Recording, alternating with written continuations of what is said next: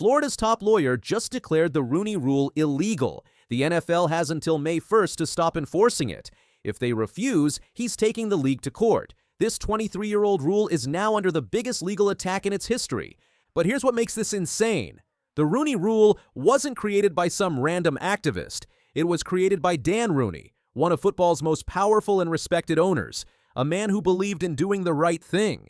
Now, his own legacy is being dismantled in court, and there's nothing his family can do to stop it. This isn't just legal mumbo-jumbo. This is a constitutional battle over what diversity means in America. It's about whether the NFL can require teams to interview people based on their race or gender. It's about hiring based on pure merit versus hiring to fix a system that was broken for decades. And the stakes are absolutely massive. If Florida wins, other states will follow. The Rooney Rule could collapse nationwide. Minority coaches could lose the only real tool they have to get fair interviews. The league could face billion-dollar discrimination lawsuits from coaches who claim they were passed over.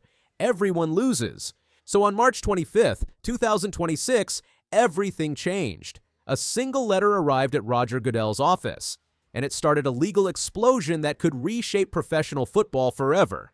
What started as a way to help coaches is now a legal battleground. On March 25, 2026, Florida Attorney General James Uthmeier sent a letter to NFL Commissioner Roger Goodell. He said the Rooney Rule violates Florida law. He wants it gone from the state, and he's threatened to take legal action if the league doesn't comply. The Rooney Rule requires NFL teams to interview minority candidates for coaching and executive jobs. It's been part of the NFL since 2003, but now one state is saying it crosses the line. This is a massive moment for the league. It's also a direct attack on the legacy of the man who started it all.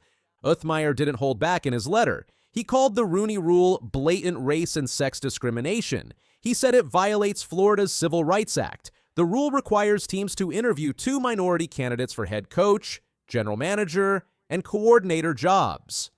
The expanded rule also includes requirements for positions like quarterback coach and senior executives. Uthmeier argues that this is discrimination in reverse. He says highly qualified candidates are being blocked from jobs because of their race. He wrote that the rule limits, segregates, and classifies applicants in ways that deprive people of job opportunities. He's not mincing words about how illegal he thinks this is. The letter also targets other NFL diversity programs. Uthmeier said reward systems that give teams draft picks for developing minority talent are illegal. These draft pick rewards work like this.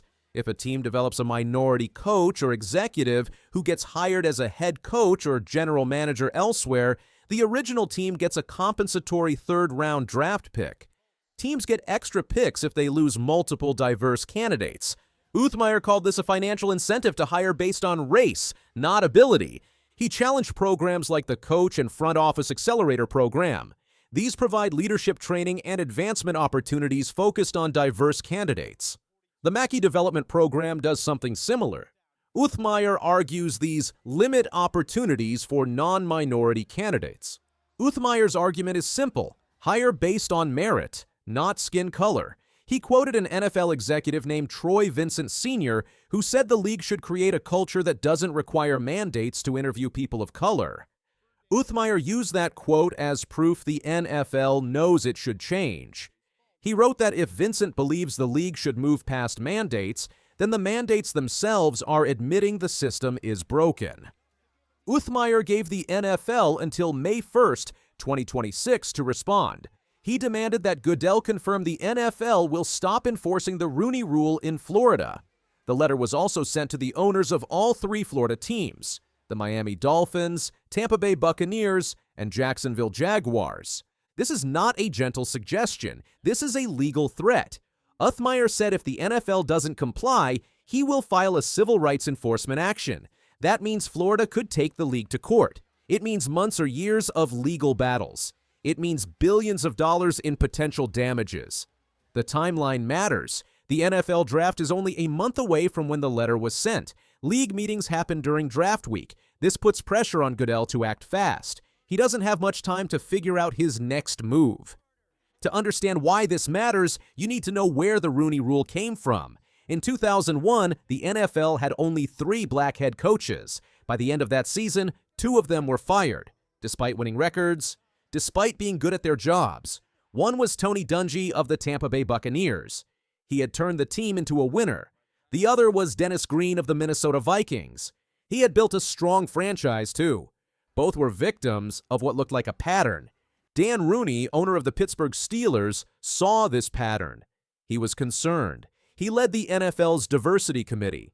He believed the league had a serious problem. A civil rights lawyer named Cyrus Mary studied the data. He found that black coaches were actually outperforming white coaches, yet they were being fired at higher rates. That research shocked people. It showed racism wasn't just perception, it was statistical fact. So in 2003, the NFL adopted the Rooney Rule. It was named after Dan Rooney to honor his commitment to inclusion. The original rule was simple. Teams had to interview at least one minority candidate before hiring a head coach. Over the years, it expanded. Now it covers general managers, coordinators, quarterback coaches, and senior executives. In 2022, it even started including women as minority candidates. Did it work? That's complicated. In 2006, right after the rule started, the percentage of black head coaches jumped to 22%. Before 2003, there were very few black head coaches in the NFL. That early jump was real progress, but it didn't last. Today, there are only 3 black head coaches in the entire 32-team league. Here's the bitter irony. A rule named after the Steelers owner is now being attacked. The Steelers organization had to watch Florida's Attorney General declare their patriarch's legacy illegal. The Steelers have one of the league's best diversity records. They hired Mike Tomlin, one of the few black head coaches. They also hired Brian Flores as an assistant coach. The Steelers tried to do things right, but they can't control what other states do. If Florida wins this legal fight, the Steelers teams that play in the state would have to follow different rules than teams elsewhere. That could create chaos across the league. Uthmeier's move didn't happen in a vacuum. Florida's legislature passed a law banning local governments from promoting diversity programs. It's part of a national movement against DEI, which stands for diversity, equity, and inclusion. Some people see the Rooney Rule as essential progress. They point out that it took 82 years for the NFL to have its first black head coach. That didn't happen until 1989. Without the Rooney Rule, minority candidates get overlooked. They argue. Other people see it as discrimination. They believe hiring decisions should be based only on merit. They say the rule forces teams to interview people they don't want.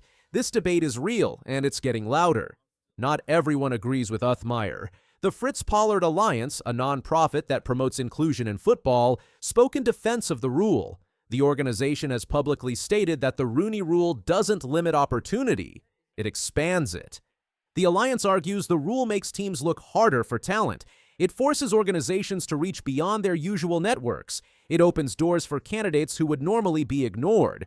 The Alliance said the rule doesn't restrict clubs. It enhances competition by bringing in more candidates. The NFL has not responded publicly, but Commissioner Roger Goodell has said the league wants to improve hiring at all levels. The Rooney Rule has been a key tool for that work.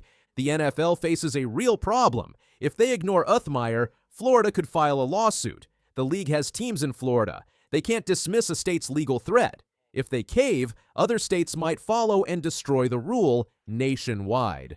The deadline is May 1st. The league needs to decide fast. They could fight in court, negotiate, or change the rule. Any option carries serious risks. Brian Flores is already suing the NFL for discrimination. Several coaches have similar cases claiming the league doesn't hire black coaches fairly.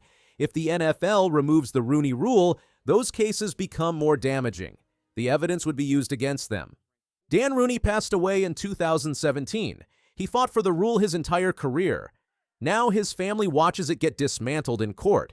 The Steelers organization released a statement about diversity. They've made progress in hiring coordinators and general managers. But they admitted progress on head coaches has been slow. They remain committed to finding the best talent from diverse backgrounds. This battle raises hard questions. Is the NFL's diversity work actually helping? What does merit really mean? Can hiring be race-conscious without discriminatory? The clock is ticking. May 1st is coming. The NFL must decide what comes next. This will define professional football's approach to diversity for years to come.